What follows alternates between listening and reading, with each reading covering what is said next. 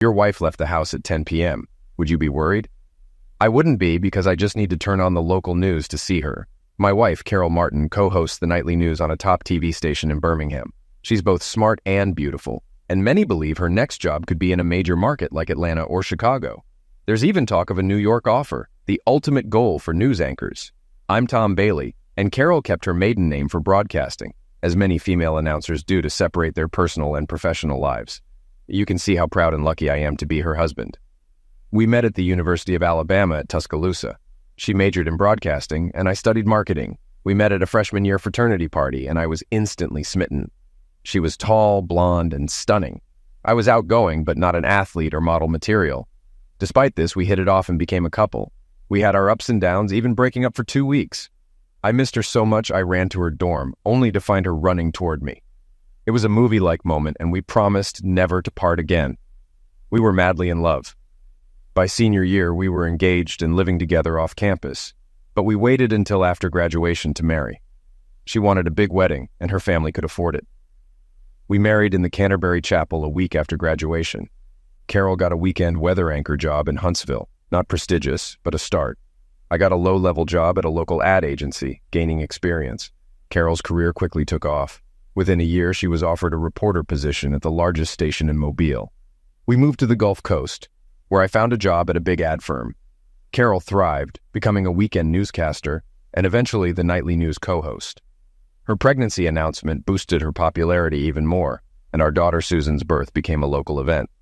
The station produced a documentary series on Carol's experience as a new mother returning to work, winning a regional Emmy. Her success led to a co-host offer from Birmingham's top station, WSYY. We left our beloved Mobile for Birmingham, knowing it could lead to even bigger opportunities. Birmingham, with its 1.2 million population and significant media market, was a major step up for Carol's career. I was cautious about moving to Birmingham after being so comfortable in Mobile, but it turned out I had no reason to worry. Thanks to recommendations from my friends in Mobile and help from the Birmingham station, I found a great job at the city's second-largest advertising agency. The station's management was fantastic, connecting us with a knowledgeable real estate agent who found us a wonderful house in Hoover and a great daycare for baby Susan. The move was smoother than I expected, and we settled into our new life quickly. Our daily routine is quite different because being married to a television journalist is unique. I wake up, make breakfast, and go to work, leaving Carol and Susan to sleep. Carol gets up with Susan and spends the morning with her. After lunch, she takes Susan to Mrs. Alsop's, a sweet woman who looks after Susan and a few other children, introducing them to concepts they'll encounter in kindergarten. I pick Susan up after work, cook dinner, and bathe her before reading to her and putting her to bed. Then I relax until Carol comes home, often waking me up on the couch. Carol's schedule is demanding. She arrives at the station at 3 p.m. to prepare for the evening news, goes on air at 6 p.m., and again at 10 p.m. Lately, the news director, Don Sanchez, has been holding post-mortem meetings after the late newscast, making her stay even later. The competition for ratings is fierce, and stations constantly seek to increase their audience share.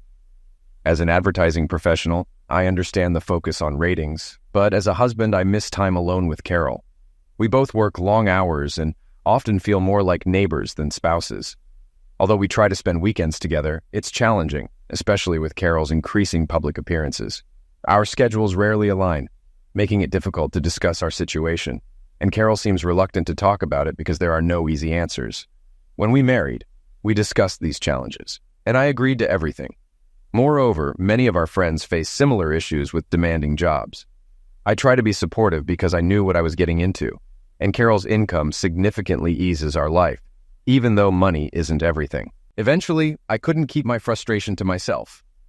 One day at lunch, I confided in Lou Faraday, the media director at our agency.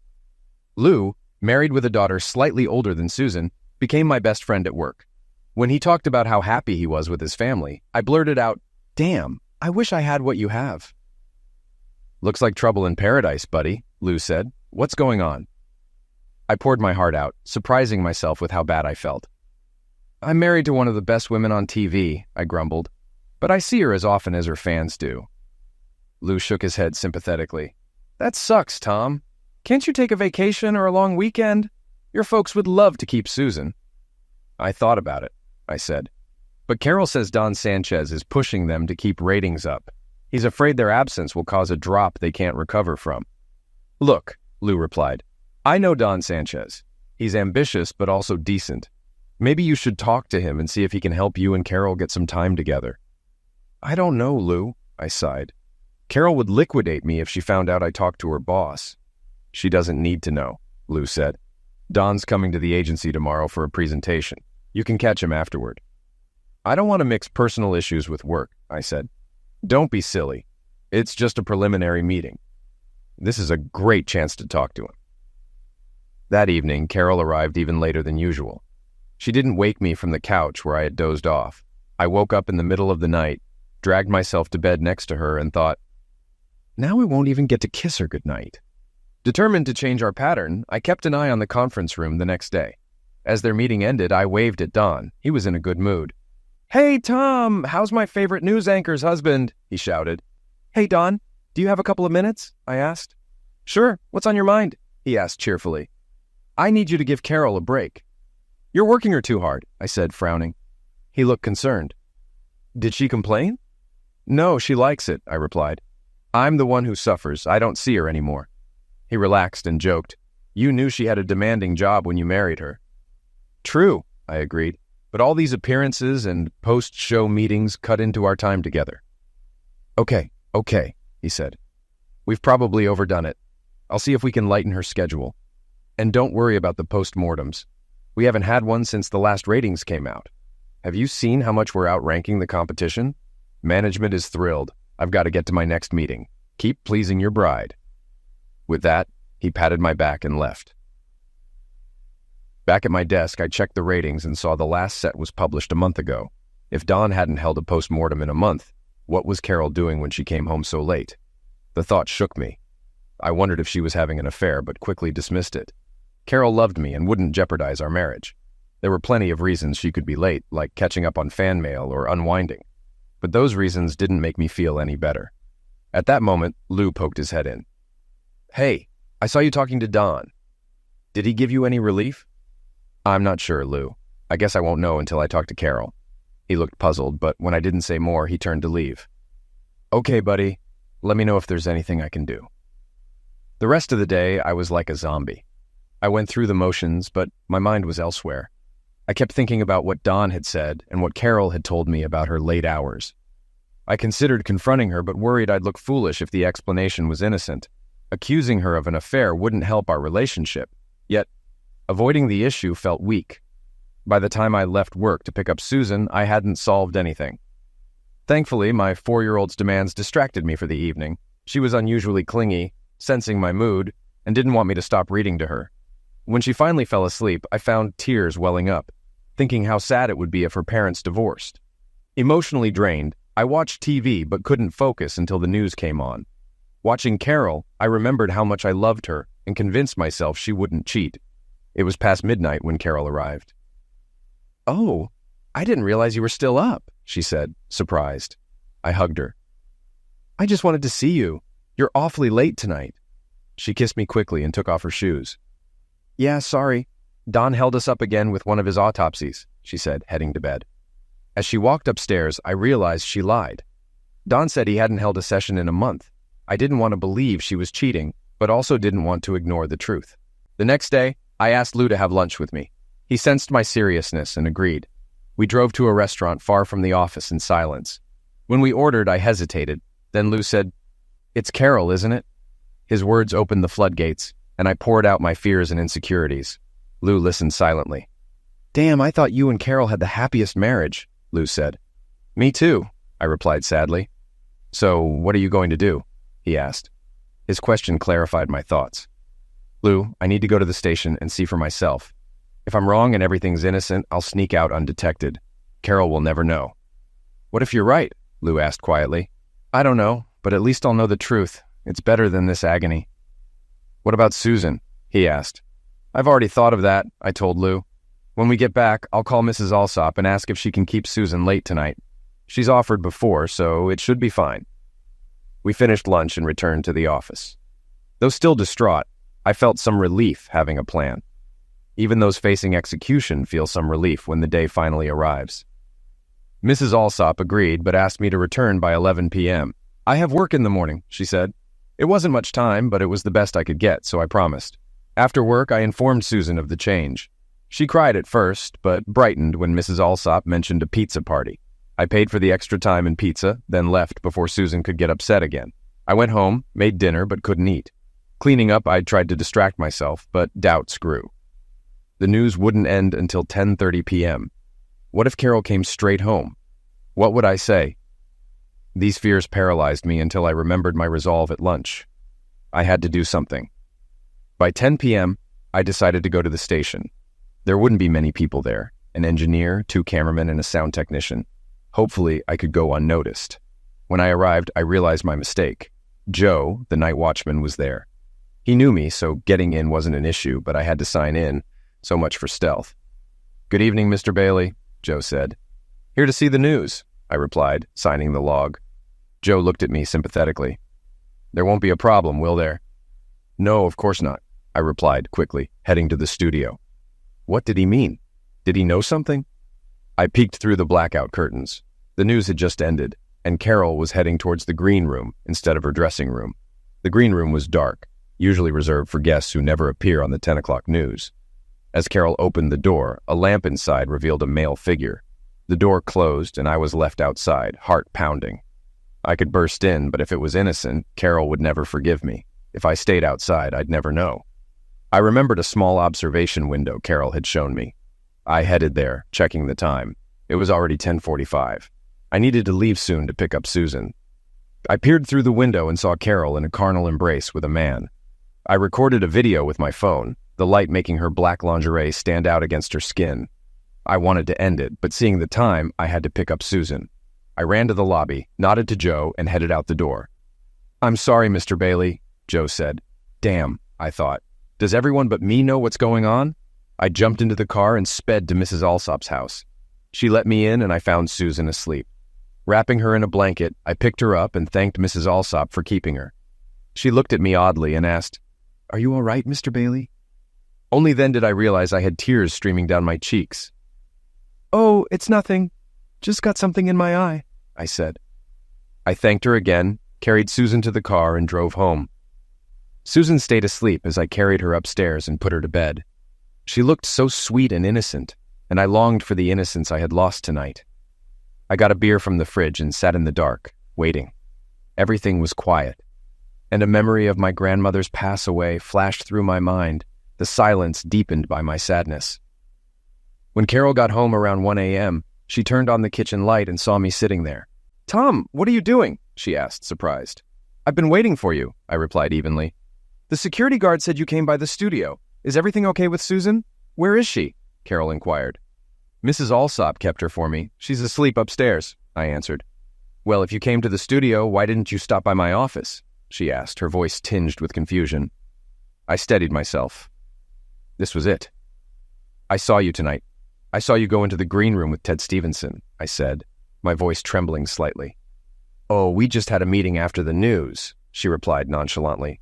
"Carol, I looked through the observation window. I saw what your meeting was about. I even saw your new lingerie," I stated, watching as she looked embarrassed. "Oh, Tom, I'm so sorry," she said softly. "Are you sorry you did it or just sorry you got caught?" I demanded, my frustration growing. "I'm sorry you found out this way," she said quietly, avoiding my gaze. "You're leaving me for him, aren't you?" I asked, feeling a lump form in my throat. She dropped to her knees and took my hands. "No, honey, I'm not leaving you. This is just a fling. Maybe it'll be over soon and things will go back to normal," she said, her words shocking me. "You're not going to stop. You're going to keep cheating on me," I asked in disbelief. "It doesn't mean anything. Just let me have my fun and I'll come back to you," she said, her tone dismissive. "I can't believe this. You expect me to agree to be a betrayed man?" I shouted, unable to contain my anger. She stood up and looked at me coldly. "Tom, you really don't have a say," she said bluntly. "I'm your husband. If you don't stop, I'll file for divorce," I threatened, hoping to make her realize the gravity of the situation. She looked at me with a cold, calculating expression. "I don't think that's in your best interest, Tom. You'll lose custody of Susan and most of our assets. The court won't care about the affair. They'll prioritize Susan's welfare, and I'll get custody. You'll only see her on weekends and some holidays," she stated matter-of-factly. "Wait, you're the one committing infidelity. I protested, feeling the situation slip further out of my control. This is a no-fault state, Tom. The court won't care. Ask a lawyer if you don't believe me, she said with a finality that chilled me. I don't want this to happen, Tom. I want our family to stay together. This fling shouldn't concern us. Just think about it, she said, kissing my head before heading to bed. I sat there, overwhelmed by anger, loss, sadness, and confusion. That Carol would cheat on me was unthinkable, and that she would suggest continuing the affair was beyond comprehension. Finally, I dragged myself to bed and fell asleep almost immediately, exhausted by the night's events. Even though I was exhausted, I woke up at 6 o'clock the next morning. I showered, shaved, and dressed mechanically. Wild thoughts ran through my mind. Run away, shake Carol awake, kidnap Susan, or never get out of bed again. But looking at Susan asleep, I knew I had to stay strong for her. Doing something stupid would only cause me to lose her. I had to put her first. So I did my morning chores and headed to the office, working on autopilot. Tom, Lou said, are you okay? When I didn't answer, he came in and closed the door. What's wrong? He asked. I told him everything about last night. Lou listened, shocked by Carol's attitude. Damn it, he said. She expects you to put up with her cheating. He looked me in the eye. Carol has changed. You can't rely on her anymore. You need to look out for yourself. The first thing you should do is consult an attorney. You need to find out your rights. Hell, Lou, I replied. I don't know any lawyers in Birmingham. That's where I can help, he said with a smile. My college roommate is a lawyer here. I'll call him. A moment later, he returned with a piece of paper. You have an appointment at 1 p.m. today. Here's his name and address. Thanks, Lou. At least it gives me something to do, I said gratefully. No problem. After you meet him, come back and tell me what he said, he instructed. The meeting with the lawyer was disheartening. He listened to my story and then explained, in a no-fault state, the court doesn't care who did what. It only decides on the division of property and child welfare. What does that mean for me? I asked. In short, Carol will get custody unless she's unfit. You'll get visitation rights, but Susan will live with her. You'll pay child support even though Carol makes more money, he said matter-of-factly. And the house? I asked, hoping for a glimmer of good news. It's joint property, but the court prefers children to stay in the house. Carol will likely keep it until Susan turns 18. Then you can sell it and divide the equity, he explained. But what if she moves to another market? I objected. Then you can sell the house. Until then, it stays put, he clarified. I shook my head, feeling defeated. Damn it. She knew exactly what she was talking about. I'm screwed, I muttered. I'm sorry, he said as we shook hands. It's not always fair, but that's the law. Driving back, I felt like I was being punished for a sin I didn't commit. Lou saw my face and knew the outcome. Damn it, Lou, I said. It's just not fair. She put me in this situation and there's nothing I can do. I have to put up with it to keep my daughter and my home. I paced around the office. Now I understand why some men lose it. Don't even joke about that, Tom, Lou said quickly. I know you're angry, but if anything happens to her, I don't want to testify that you made threats. Okay, I get it, I agreed. I wouldn't do anything like that. It just feels like she's an albatross around my neck. I glanced out the window and groaned. A new billboard showed Carol and Ted Stevenson with the caption, Birmingham's choice for the 6 o'clock news. See? I said to Lou, pointing at it. I can't escape her even here. Lou looked at the sign and then had an idea. How desperate are you to get out of this mess? He asked. Not desperate enough for violence, I said firmly. No, not that. But I have an idea, he said. We talked for an hour with me repeatedly saying it was crazy and wouldn't work. Lou kept asking, how much worse off would you be? Eventually, I realized I was stuck and needed to try something. Okay, Lou, I'm in, I said finally. I left the office feeling determined but filled with doubt. Could I risk losing my daughter for this plan? Maybe it was better to live as a betrayed man. As I picked up Susan and made dinner, I kept thinking. I turned off the TV, unable to watch Carol and Ted on the news. Surprisingly, Carol came home early. She put Susan to bed and I heard them laughing and reading stories. It felt like old times. When Carol came downstairs, I thanked her. She misses you, especially at bedtime. I know, she said softly, and I missed her too. I wondered if she was reconsidering her choices, but my hopes were dashed quickly. I'm taking a vacation next week, she said. Don Sanchez suggested it because our ratings are so high. I'll check with my boss tomorrow to join you, I said, trying to sound enthusiastic. No, Tom. Ted and I are going away alone. We're tired of sneaking around and want to enjoy each other without worries. I was stunned. She continued, Mrs. Alsop will keep Susan all week. You just need to drop her off and pick her up. Here's where I'll be if you need to contact me. She handed me a paper. We'll be back on Sunday and things will go back to normal. She kissed me on the head like a child and said, Thanks for taking care of everything, honey, then went to bed.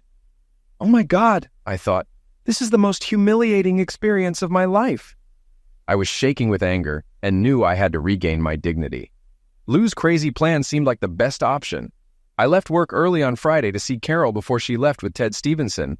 I arranged for Mrs. Alsop to keep Susan overnight, ensuring she wouldn't witness any arguments. I checked Carol's closet and saw her suitcases, so I knew she'd come home to pack. When her car pulled in, I waited in the living room.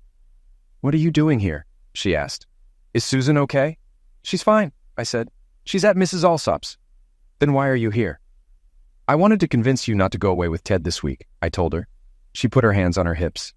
I've told you I'm having my affair with Ted. When we get back, it will be over and everything will go back to normal. You just have to be patient. But what about our wedding vows? I whined. What about leaving everyone else behind? Those vows were from another time. No one believes that nonsense anymore, Carol said, irritated. But this is infidelity. I don't want you to dishonor our marriage, I insisted. Tom, if I want to be with Ted, I will. This has nothing to do with you and me, she replied dismissively. But what about your fans? They won't approve, I argued. I don't care what they think.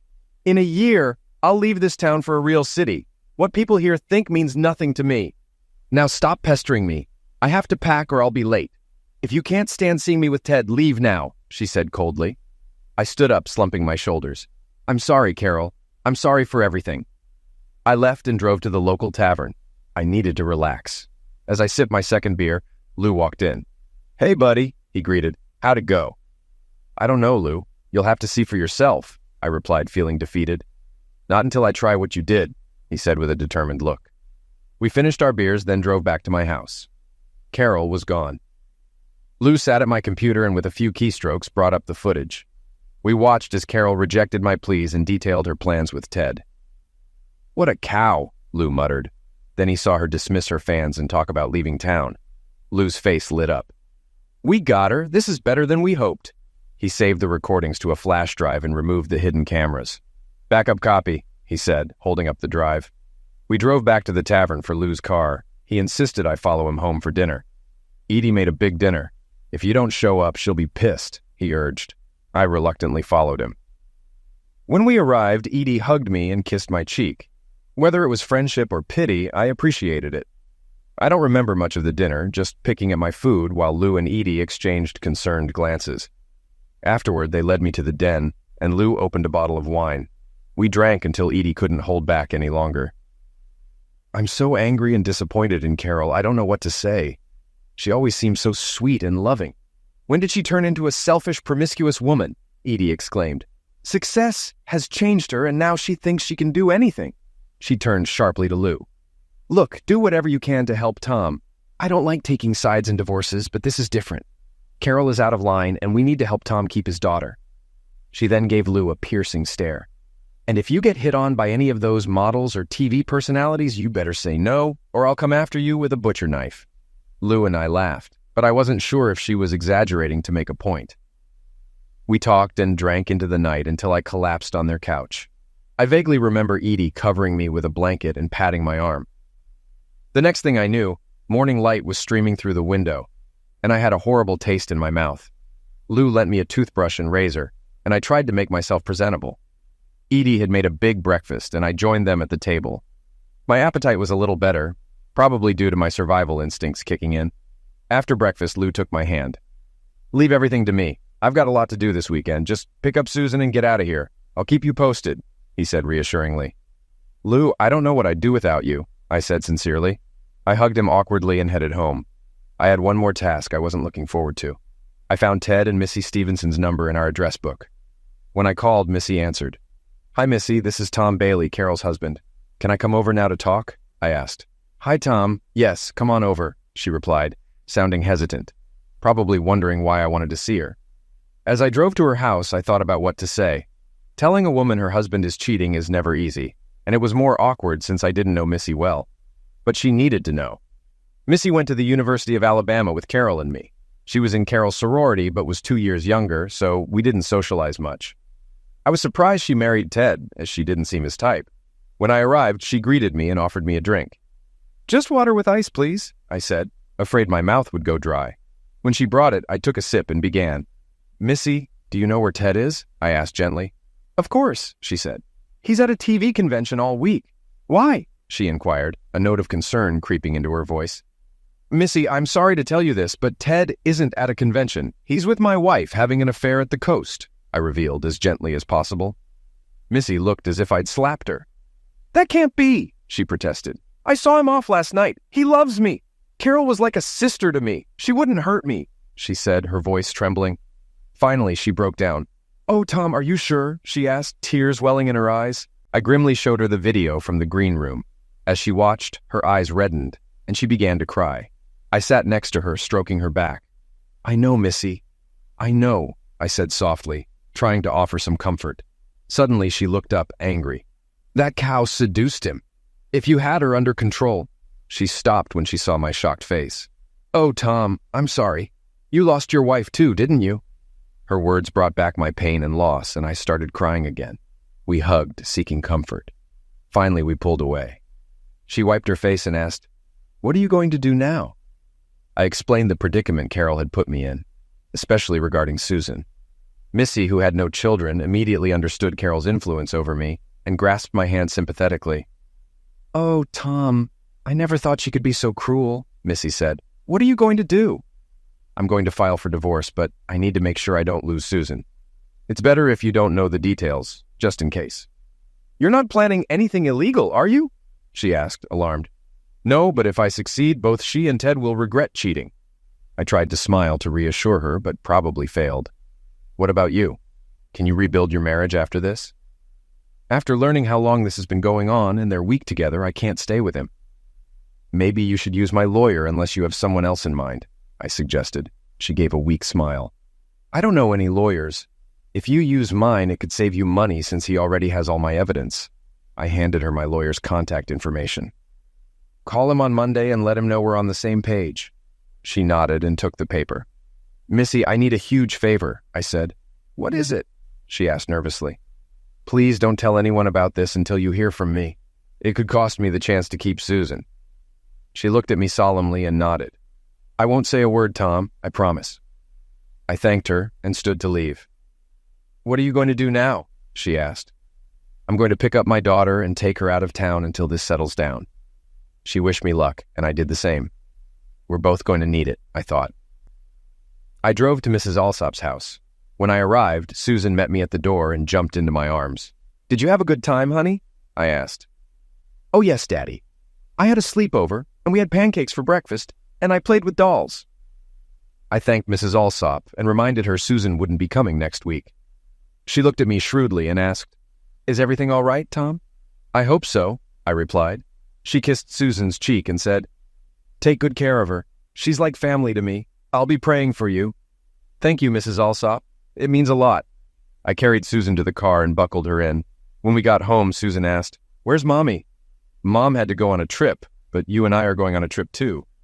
"Where are we going, Daddy?" she asked excitedly. "To Grandma and Grandpa's farm." She squealed and started dancing. Susan loved visiting my parents and seeing the farm animals. "Can we see the ducks and the little pigs?" she asked. "Sure, honey," I told her. "Let's get started." I grabbed our bags and we headed to the car. I considered leaving Carol a note, but decided against it. The drive to my parents' farm took a little over an hour. Susan slept most of the way. When we turned onto the gravel road, she woke up and pointed at the horses and cows. When we arrived, Mom and Dad greeted us. Susan rushed into Grandma's arms, eager to see the animals. Mom took her to the barn, giving me a concerned look. I took my bag, Dad took Susan's, and we went inside. Dad offered me a glass of fruit tea in the kitchen, its flavor reminding me of my childhood.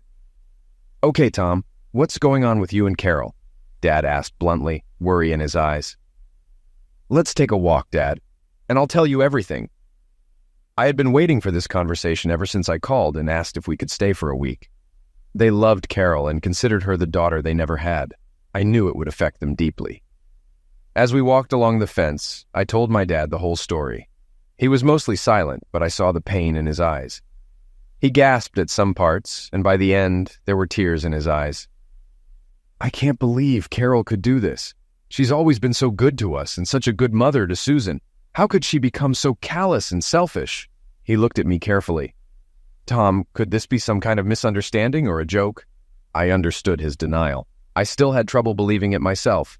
I pulled out my phone and showed him the video from the green room. Watch this, Dad. When he took the phone, I reached over and pressed the arrow to start the video playing. He muttered to himself in a half-whisper, I can't make out almost anything that... Oh my God. I saw the picture come into focus. Carol's nearly undressed body broke free from Ted Stevenson's embrace and began sliding down his torso. I took the phone from him, and he stood there helplessly, his shoulders slumped, and his face tense.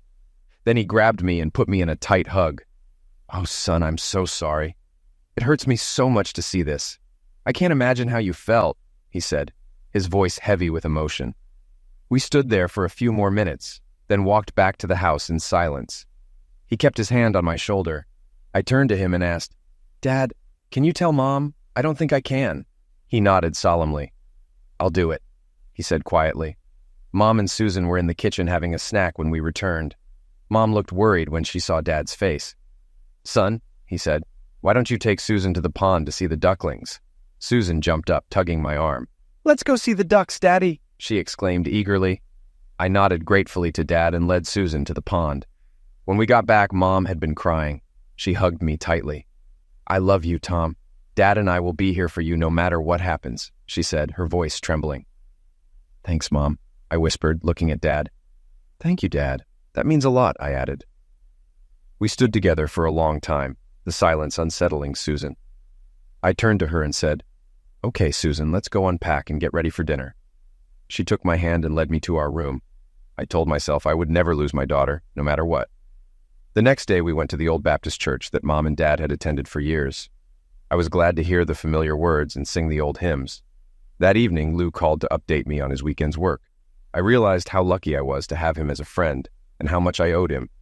When I tried to thank him, he brushed it off. You would have done it for me, he said dismissively. He understood what I wanted to say. Then his tone changed. Okay, Tom, are you ready to put our plan into action? There's no turning back once we start, he warned. I paused to consider the risks. Even if we succeeded, things could still end badly. But Carol had humiliated me and put me in an unbearable position. I had to fight back. Lou, I said, let's do it. Lou must have sensed my resolve. If anything, Edie thinks you're doing the right thing, he said, cheering me up. Do you have access to a computer? I laughed. Yes, we're not living in the 1800s, I replied. Good, I'll call you tomorrow with more info, he said. Why not just email me the link? I asked, puzzled. No, I want to keep this private. Just wait for my call, he insisted. I checked on Susan, making sure she was asleep in her new bed. Lou called mid-morning Monday. When you get some privacy, go to YouTube and type WXY into the search bar, he instructed. Watch it and tell me what you think. Mom and Dad took Susan out for a walk, so the timing was perfect. I went to YouTube and searched. One video titled WXYY, co-host Carol Martin shares her personal philosophy on love and marriage, caught my eye. The familiar theme music for the 6 o'clock news played, but as the camera zoomed in on Carol, her voice faded, and a voiceover began. Popular news co-host Carol Martin of WXY was recently interviewed about her views on love and marriage, the voiceover announced. The screen switched to Carol saying, Marriage is an institution that has been around as long as human society, but today it is under siege like never before. I recognized those lines from a series WXY had aired about the rising divorce rate, but instead of continuing, the voiceover returned. What are your views on the sanctity of marriage, Carol? The scene shifted to our den, where Carol spoke. Wedding vows were written for another time. No one believes that nonsense anymore, she said. The scene froze and the voiceover continued. What about fidelity to your husband? The voiceover asked. Carol replied, If I want to leave and hook up with Ted Stevenson, I'll do it. That's what I want. Ted Stevenson's image appeared, leaving no doubt about who she meant. The voiceover resumed. What about the public's opinion? Do you think your viewers would agree? The voiceover questioned. Carol answered, I don't care what my fans think. They're just redneck dorks. In 6 months to a year, I'll leave this town for a real city. What people here think means nothing to me, the unseen voice asked. So you plan to have an affair with Ted Stevenson? Carol's response was clear. I've already told you. I'm going to have my affair with Ted, and there's nothing you can do. The video switched to footage I shot in the green room. Carol, nearly undressed, with Ted. The stage froze on an intimate scene, and the voiceover concluded. Now, Birmingham viewers are left with one question. Where are Carol and Ted this week? The WXY News theme played, showing an empty newsroom before fading out. I leaned back, feeling a mix of triumph and sadness. I called Lou, who answered, What do you think? My God, Lou, you're a genius. This will ruin her career, I said, amazed. Not bad, huh? I'm proud of it, he said cheerfully. I felt a twinge of guilt. Were we too rough on her? I asked. Did she say all these things to you? Lou countered.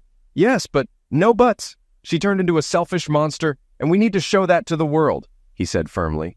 You're a good guy, Tom. If you don't do this, it won't be you who suffers, but Susan. Do you want Carol as her role model? You're right, Lou. There is no choice, I admitted. So what's next? Do we send out mass emails with the video link? I asked. No need. This will spread on its own. I'll hint to a few gossipers and it will go viral. Just be patient, he assured me. Okay, Lou, keep me informed, I said, feeling a bit more at ease. For the next few days, Susan and I enjoyed our time at the farm. Susan learned about farming and cooking with my mom. It was a wonderful week, exposing her to things she wouldn't see in the city. Meanwhile, Lou called daily with updates. On Tuesday, he chuckled as he told me Edie heard about the video from a coworker. By Wednesday, it was discussed at the Kiwanis meeting, and on Thursday, a media columnist mentioned it in the paper, ending with, and the question on everyone's mind, where are Carol and Ted? Lou couldn't hide his glee when he called me Thursday afternoon. I talked to our media officer who handles WBXY, Lou said. The whole station is in a panic. They're getting calls from other news outlets trying to interview Carol and Ted about the video, and the WXY staff doesn't know what to do. Don Sanchez is also out of town, and no one can reach him. On Friday, Lou directed me to a media blog article on Gawker.com.it, reported on the uproar caused by the WXY anchors and linked to the YouTube video, predicting that heads might roll. That morning, I called my attorney to file for divorce and arranged for Carol to be served on Saturday at the country house in Gulf Shores where she and Ted were staying. I figured it was worth the cost. I also called Missy to let her know and asked if she wanted Ted served at the same time. No, she replied. I'll do it myself when he gets home. I wished her luck. Other local TV stations in Birmingham, jealous of WXY's success, smelled blood when they saw the video. Lou tipped off a producer at the second highest rated channel that I was filing for divorce, which they could report as a real news event. My attorney confirmed the filing and revealed the location where Carol would be served. The station decided to go full force, sending a video crew and lead reporter to Gulf Shores on Saturday. Lou called me Saturday morning with more news. Don Sanchez has been contacted, cut his vacation short, and is trying to return to Birmingham. The WXYY staff is terrified. Lou advised me to watch the evening news on a competitor's station. Saturday, usually a slow news day, saw the Carol and Ted story as the top headline. The co-host opened with a picture of Carol and Ted showing a billboard from my office window. Many Birmingham residents have been concerned about the whereabouts of Carol Martin and Ted Stevenson of WXYY. We found them in Gulf Shores. The footage cut to the reporter, Hilda O'Reilly, walking down the beach towards Carol and Ted sunbathing. Neither noticed until Hilda started asking loudly, Carol Martin, Ted Stevenson, what can you tell us about your relationship and the stories going around in Birmingham? Carol, braless and unclothed, hastily covered her bosom, and Ted tried to cover his Speedo with a towel. What do you have to say about the video all over the internet? Hilda asked. What video? Carol asked, confused. The one where you told Birmingham rednecks you came here to have an affair with Ted Stevenson, Hilda replied coldly. Carol sputtered, and Ted tried to intervene, but a man in a suit suddenly appeared, asking, Are you Carol Bailey Martin? Reflexively, Carol answered, Yes. Then, Miss Martin, he said, handing her an envelope, you have been served. Your husband also instructed me to inform you that the locks on your house have been changed, and you are no longer welcome there. The man walked away, leaving Carol stunned.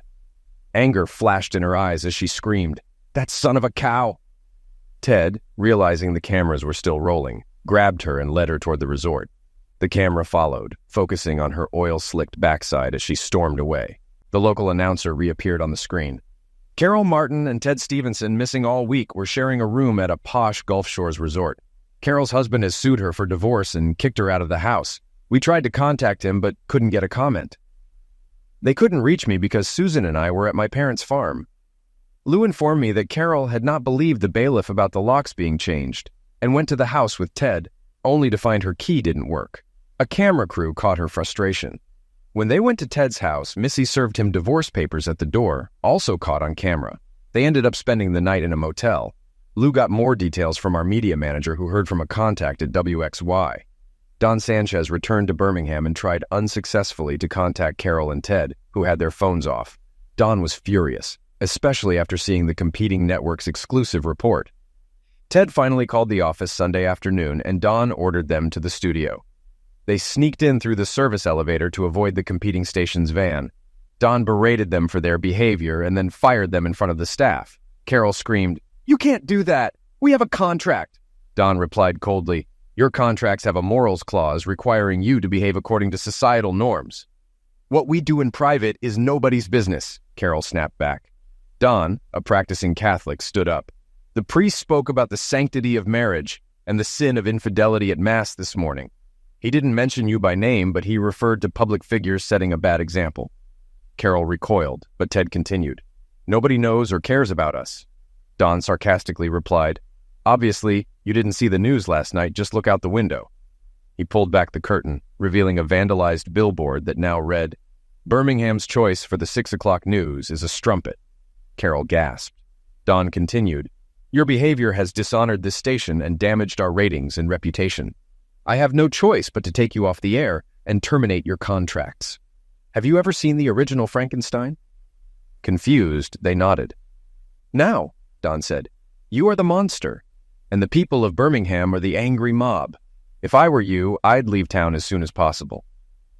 I was very nervous driving back to Birmingham on Sunday evening. I left late to avoid any confrontation with Carol or the media. On the way, I heard the news about Carol and Ted's dismissal. When I arrived home, the media had already left. The next morning, the Birmingham News broke a new scandal involving a city politician accused of embezzlement, pushing Ted and Carol's story to the back pages. No one cared about my reaction anymore. I took Susan to Mrs. Alsop's house. She welcomed Susan warmly, and Susan ran off to play. Mrs. Alsop gave me a sympathetic look. "I was so sad to hear about everything, Tom. I hope you and Susan are doing well." I thanked her, but didn't know how things would turn out. It was telling she didn't mention Carol. At the office, everyone was friendly, but seemed to avoid me, except for Louis. He hugged me tightly. "You're a genius," I told him. "You're a master of the viral campaign." "It worked out better than we hoped," he said. "The only downside is we'll never be able to tell anyone what we did." "That's good," I replied. "Carol will figure out I was behind it and come after me. I don't want you caught in the crossfire." To my surprise, my lawyer called at the end of the week with news that Carol had decided not to contest the divorce. "But why?" I asked. "She said she'd fight me." "Her attorney talked her out of it," he said. "She wanted to countersue for invasion of privacy, but the legal questions were too complicated, and she's not popular now. No sympathetic jurors." "What about Susan?" I asked. "Carol swore she'd try to take her." "Carol is unemployed with no prospects. No judge would give her custody. She's leaving town and giving up custody in your favor. She only wants to get her belongings before she leaves and to talk to you." "If she signs the papers, I can talk to her before she leaves," I agreed. We arranged it for the end of the week. I got almost everything I wanted. No, that's not true. What I really wanted was my old life back. But that was impossible. At least I had my daughter, and that was what mattered most. The next night, Lou, Edie, and I celebrated over dinner. Susan came too and slept in one of their beds while we talked. I brought champagne to toast my friends. Edie raised her glass to us. "Guys," she said, "I thought your scheme was crazy and would blow up in your faces. But you," she saluted me, "were fighting for your little girl. And you, my loving husband, were confident you could handle it. Thank you both for fighting and winning, despite the odds."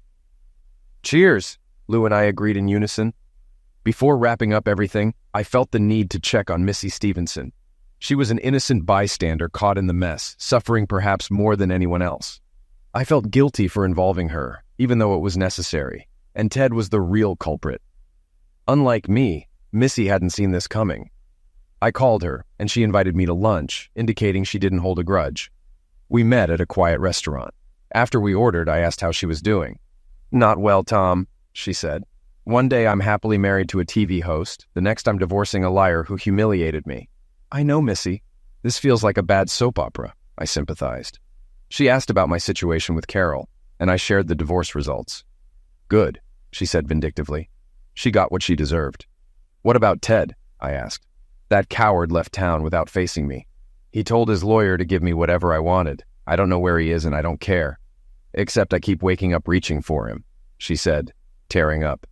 "Are you okay financially?" I asked. "Yes and no. He left me a house, but it's too big with a big mortgage. Ted has to pay alimony, but I don't count on it. Finding a new job for him won't be easy.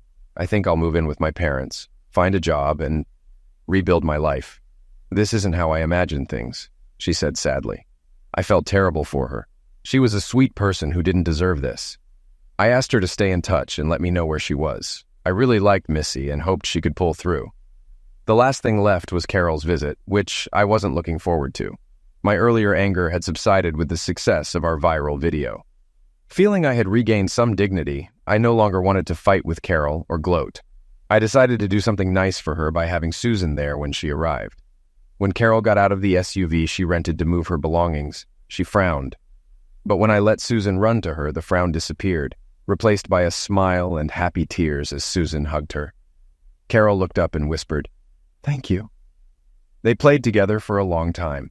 The visit was supposed to last an hour, but I disregarded that once I decided to have Susan there.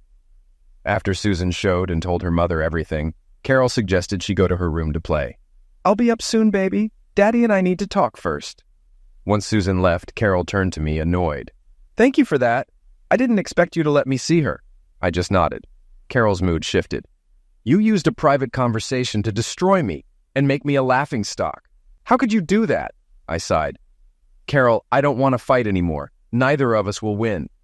"Easy for you to say," she snapped. "You cost me my job, my family, my future to protect your ego." "Carol," I said, "I wasn't going to fight. But think about it. None of this would have happened if you hadn't acted on your desires without regard for anyone else. You brought this on yourself." Carol started to reply, but Susan called out, asking when she'd come upstairs. Carol looked at me, then went upstairs to Susan. After playing in Susan's room, Carol packed her things while talking to her. I heard their happy chatter from downstairs. Finally, Carol came back down with her suitcases, Susan following. Carol knelt in front of Susan and said, "Mom has to leave. I'll be living in another state and won't see you every day, but I'll visit whenever I can, and we can talk on the phone and video call as much as you want." Susan immediately cried out, "No, Mommy, I don't want you to go." She clung to her mother as if she were the only life raft in the ocean. Carol lifted her, hugging tightly and trying to reassure her. "It's okay, doll. I'll see you soon and we'll have a great time." She walked over to me, holding Susan. "Now be a good girl for Daddy. I love you, Susan. Don't forget that." Carol picked up her suitcases and walked briskly to the door, tears streaming down her face. But she didn't look back. She loaded her suitcases into the car, waved quickly, and drove away. I hugged my sobbing daughter, tears running down my cheeks too. I was losing my wife, and Susan was losing her mother. Finally, I put Susan down. "Listen," I said, "I have an idea." "What, Daddy?" she asked, tears in her eyes. "Why don't we go to the park and see the ducks, and maybe get some ice cream? Would you like that?" "Oh, yes," she answered. "And we can feed the cones to the ducks, can't we, Daddy?" "Of course we can," I replied, relieved to distract her. I knew she'd miss her mom, but I hoped young children were more resilient. I hoped I could adapt too. The next week, I had to adapt even more. Late one night, my boss called me into his office. "Tom, you've done a great job, and we appreciate your contribution to the agency." I was waiting for the but I knew was coming. "But this situation with your wife is affecting our clients. They ask if you're Carol's husband, and it impacts them. Our relationship with WXYE is also strained, and they're a key media outlet for us." "Are you firing me?" I asked bluntly. "Absolutely not," he said. "But we think it's best if you seek employment elsewhere." "How much time do I have?" I snapped. "Take as much as you need. I'll give you a glowing letter of recommendation." It wasn't fair, but there was no point in burning bridges. I shook his hand, assured him I understood, and thanked him for the recommendation. Then I went to Lou's office. "What's up, buddy?" he asked. I just got fired, I told him. The supervisors think it's best for me to leave. This is nonsense, he bellowed. I'm going to tell them what I think. I guided him back to his chair. You're not doing anything. I knew it was risky when I started. You've done too much for me already. He wasn't happy, but calmed down. We ended the conversation with me promising to come over for dinner on Saturday, bringing my 4-year-old friend. Then I went back to my office and updated my resume. I realized that Carol and Ted's affair had made me damaged goods in the area. Everyone liked me, but no one wanted to hire me. It was time to widen my search. Eventually, I returned to my old agency in Mobile, where the scandal hadn't followed me, and they welcomed my big city experience. I had to sell my house in Birmingham, and although the market was decent, I got little from the sale, which had to be shared with Carol. Carol didn't disappear from our lives. She started calling Susan weekly and quickly moved to Skype so they could see each other. Face-to-face meetings were out of the question since Carol now lived in Santa Ana, California. Our video attack on Carol had a broader impact than expected, making her job search even outside the Southeast difficult. Eventually, she got a job teaching journalism at Santa Ana College. When I reconnected with my old agency, I needed to find a place to live. The agency connected me with a real estate agent, Marilyn Elliott, who turned out to be Missy Stevenson. She showed me several properties, and we caught up on everything that had happened. Missy had moved to Mobile shortly after Ted left and started a career in residential real estate. I mentioned needing a preschool for Susan, and Missy got excited, offering to help with that and other children's activities. I enjoyed our conversation and invited her to dinner to discuss the houses. She was always pretty, like the girl next door, and I found her natural and easy to talk to, unlike the TV personalities I was used to. She recommended a modestly priced house, which surprised me. When I asked why, she said it was where she would like to live. This honesty endeared her to me. Missy and I got married and moved into the house she liked. I was worried about how Susan and Missy would get along, but my fears were unfounded. Missy had wanted a family ever since marrying Ted, but he refused, believing a child would hinder his career. She and Susan bonded instantly. Susan even started calling her Missy Mom, which soon became just Mom. That summer, we flew to Los Angeles so Susan could visit Carol. Missy and I planned to sightsee in LA while Susan stayed with her mom for a week. I was hesitant to bring this up with Missy, considering her reasons to dislike Carol, but she thought it was a great idea. She seemed more confident in our marriage and mature about the situation than I had anticipated. We arrived at John Wayne Airport, where Carol was waiting for us. Despite seeing her often on Skype, I almost didn't recognize her in person with her short haircut and business casual attire. Susan suddenly became shy, clinging to Missy's waist and hiding her face. Missy gently nudged her toward Carol, whispering encouragement. Eventually, Susan walked hesitantly to Carol, then ran and hugged her. Carol cried with happiness, which initially confused and worried Susan. "I'm just so happy to see you," Carol reassured her, and they hugged tightly. Carol looked at Missy and me and whispered, "Thank you." The four of us went to the baggage claim area. When Susan paused to admire items in a store window, Carol turned to us. "I know we don't have much time, but I want to apologize. I've done a lot of thinking and therapy over the past couple of years. I realized what I had become in my pursuit of stardom and how much I hurt those around me, especially you two. You probably can't forgive me, but I hope you won't hate me." Missy and I looked at each other, then hugged Carol together, letting go of a lot of past hurt. After our vacation, I called Birmingham one evening. Edie answered, and we chatted before I asked to speak to Lou. When he got on the line, I made my pitch. "You took a chance on me once. Will you do it again?" I asked, feeling a surge of hope. "What are you talking about, Tom?" he replied, sounding puzzled. "Quit your job, move here, and start an advertising agency called Bailey and Faraday." "What do you say?" I proposed, holding my breath. Lou replied, "Only if we call it Faraday and Bailey." We laughed and started planning. Lou wasn't happy at his old job and was eager for something new, so my call came at the perfect time. We moved Lou and Edie to Mobile, with Missy helping them find a beautiful home nearby, even refusing a commission to make it easier for them. Shortly after opening our agency, we pitched to a potential client who loved our approach. "I want to stand out.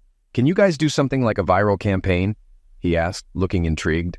Lou and I smiled at each other. "Yeah," I said, confidence growing. "We can handle it.